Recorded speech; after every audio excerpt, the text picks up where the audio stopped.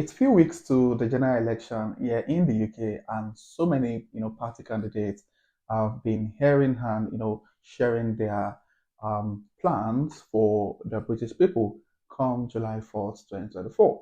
And one of the things the Conservative Party have, been able to share with the British people is that come July 2024, they will be, they're proposing an annual cap on work visas and family visas. So it means that going forward, they are planning to make sure that there's a maximum number of work visas that should be issued on a yearly basis. And based on the information, shared by the Conservative Party, they're also planning to reduce this number as the years go by. So the truth is, every of the political parties in the UK have been sharing how much they are willing to reduce net migration from July 4th, 2024. So the question is, how much information have they been able to share with us as regards this potential annual cap on work and family visa? That is what I will share with you in this video. So if this is something you'd like to know more about, don't go anywhere, keep watching till the end.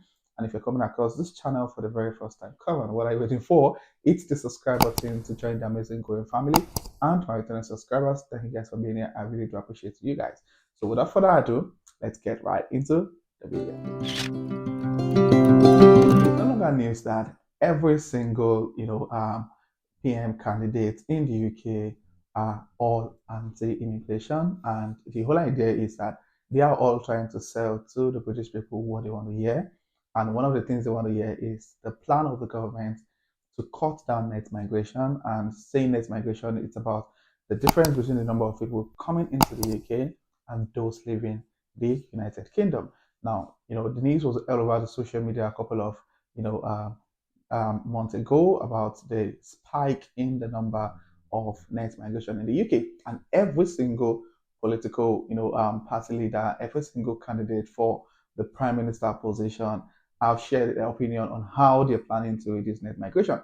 Now, in my last video, I talked about, what the Labour Party are trying to do. So they, in their own space, they are looking at upskilling every British individual to make sure they're able to cover the skill gap, available in certain sectors here in the UK. So that's the strategy the Labour Party are trying to annex.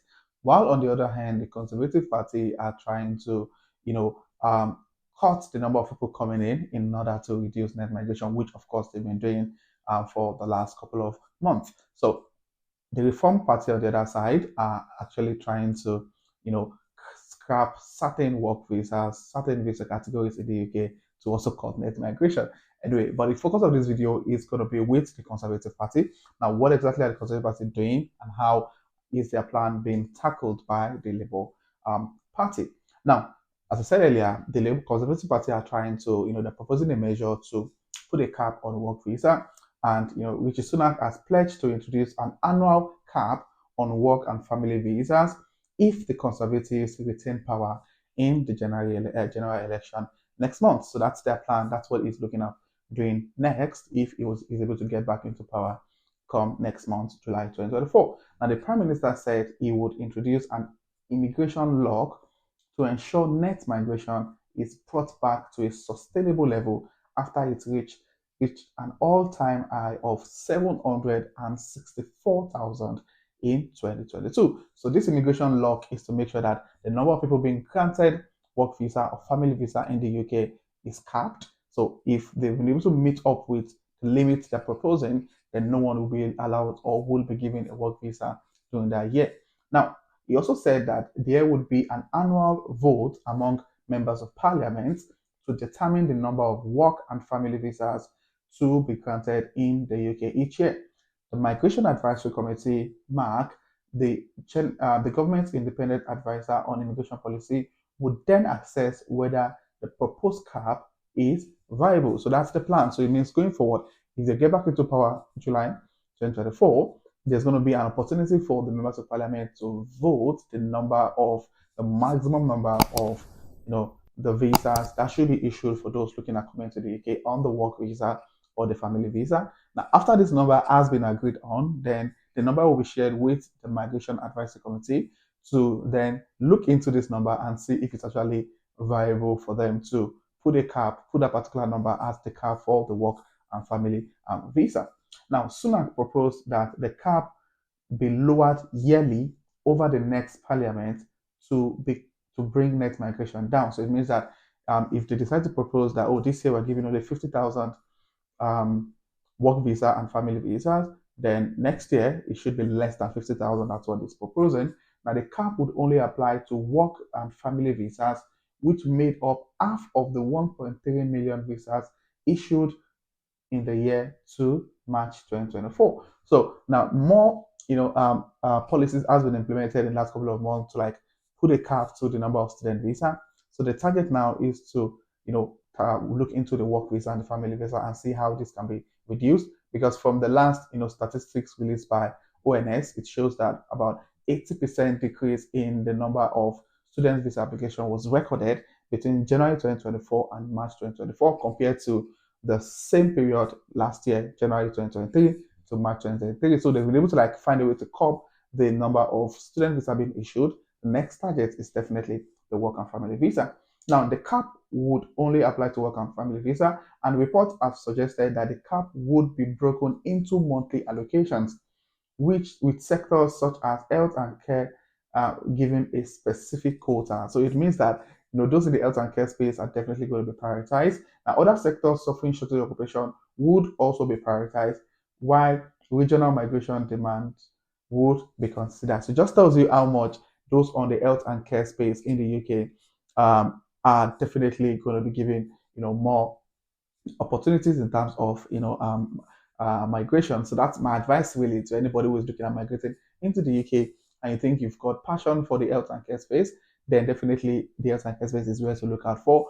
Try looking out for a job around healthcare assistant, even though it's quite difficult to get the healthcare assistant roles at the moment. However, that's or you get a job as a nurse, as a doctor if you're trained. So those are the fields that you can actually leverage on to get your work visa easily.